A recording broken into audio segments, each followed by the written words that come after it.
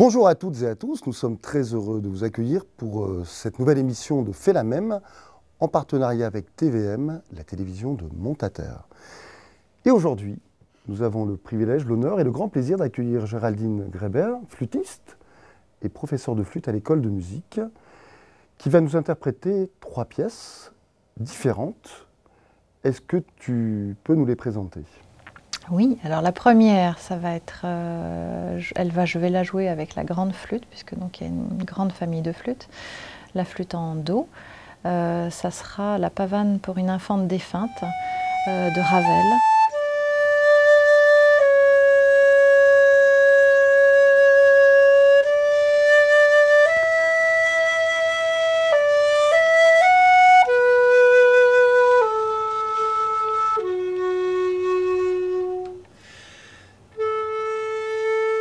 La deuxième, c'est donc avec la même flûte, le thème principal du conte musical de Prokofiev, qui est Pierre et le loup.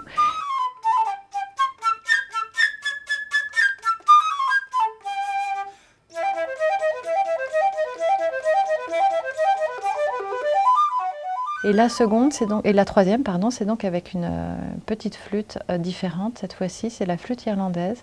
Et c'est le thème de Londonderry, ou appelé aussi Danny Boy.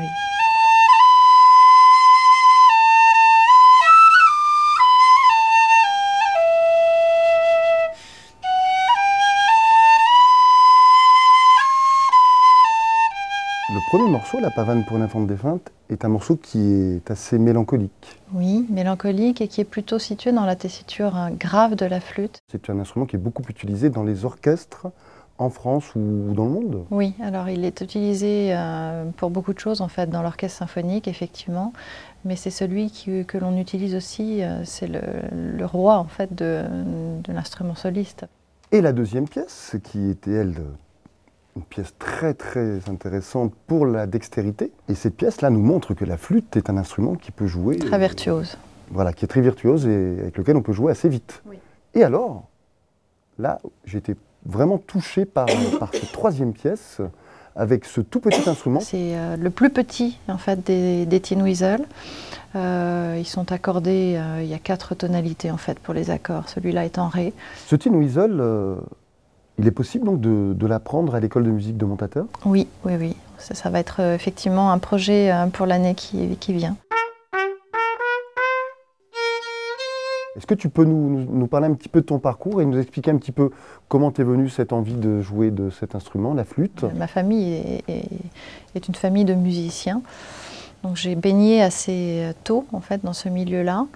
Après, pour le choix de la flûte traversière elle-même, c'est en fait des vacances que j'ai passées avec mon père, qui lui-même était pianiste amateur de mon niveau, et qui, pendant ses vacances, a accompagné une flûtiste. Et voilà, j'étais partie avec lui pour les écouter. Et c'est à ce moment-là que j'ai dit, voilà, c'était cet instrument-là que je voulais faire. Entre le moment où on décide, on en a envie, et le moment où on arrive à devenir professionnel, comment se formalise un parcours, et pas particulièrement le tien? J'ai commencé, moi, à l'école de musique dans l'Oise, de Choisy-au-Bac, avec un professeur qui m'a tout de suite plu, parce que c'est vrai que le contact avec le professeur est déjà très important quand on commence l'instrument. Et il m'a parlé donc d'un projet, en fait, de partir sur Paris pour passer un concours, pour rentrer au conservatoire de Paris. Donc j'ai passé ce concours-là et je suis rentrée au conservatoire. Et puis après, j'ai eu la chance en fait de travailler avec un professeur pédagogue et passionnante, voilà, qui était Madeleine Chasson.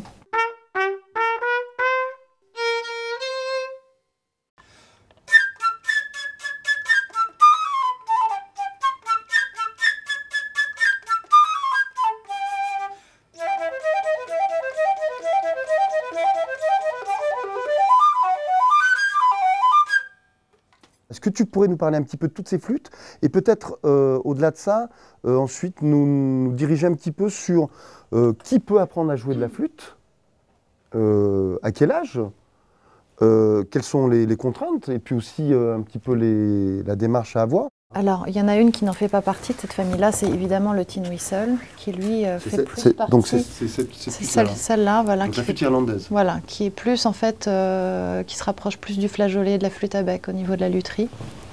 Ensuite, toutes les autres font partie de la même famille. Alors, il y a la plus grande que j'ai amenée aujourd'hui, c'est donc la flûte alto ou la flûte en sol. Celui-là est plus utilisé dans la musique contemporaine, dans la musique d'ensemble, musique de chambre. Il sonne plus grave, il est un peu plus grand, et donc il sonne plus grave que la flûte traversière, la grande flûte, voilà, qui est celui le plus utilisé. Pourquoi s'appelle-t-elle traversière? Alors, elle s'appelle traversière tout simplement parce qu'on en joue de travers. Voilà. C'est dû à la position de la flûte, voilà, qui est sur le côté, voilà, de côté par rapport aux autres flûtes comme la flûte à bec, on en joue devant, la flûte traversière, on en joue effectivement sur le côté.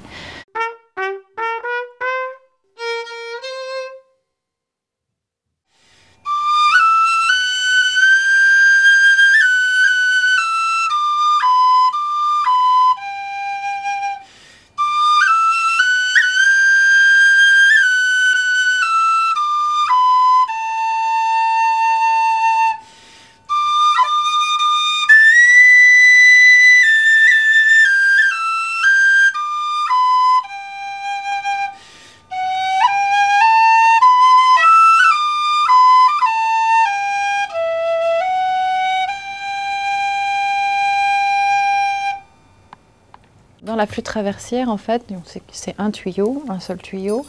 Elle fait partie, donc c'est un instrument avant, c'est un instrument qui a beaucoup évolué. Au XVIIIe siècle, on lui a rajouté des clés, on l'a séparé parce qu'il était déjà à la base d'un seul tenant, donc on ne pouvait pas l'accorder. Maintenant, l'avantage, c'est qu'effectivement, on accorde en tirant la première partie qui s'appelle l'embouchure de la flûte. C'est ce qui permet de créer le son. Voilà. Alors, et est-ce que l'on peut créer un son uniquement avec cette embouchure? Oui, on peut créer, je peux vous montrer. Hein,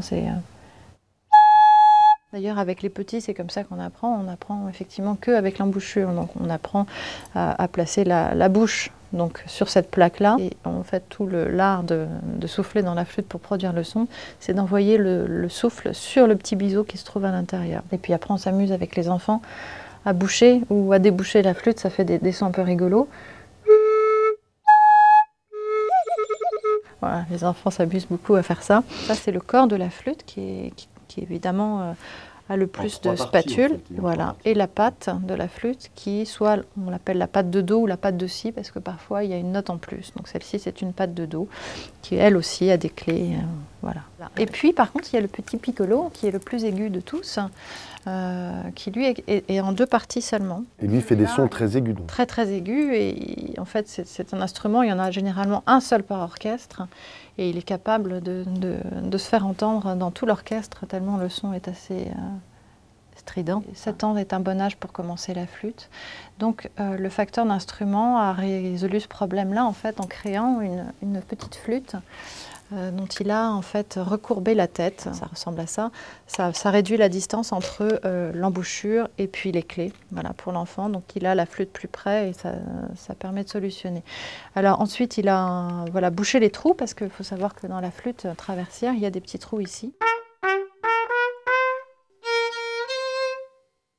Eh bien Géraldine, merci beaucoup pour toutes ces informations à la fois sur cet instrument, sur la possibilité de jouer de cet instrument et de l'apprendre. J'ai ouï dire que nous aurions une petite surprise et qu'il était possible d'aborder d'autres répertoires encore que la musique classique, le jazz et la variété avec cet instrument, et que tu nous allais nous interpréter un petit morceau de rap. Oui, oui, oui, tout à fait.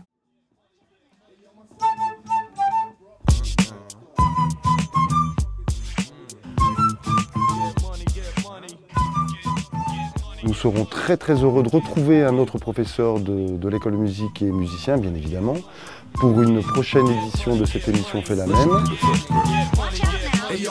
Et maintenant, c'est à toi de jouer.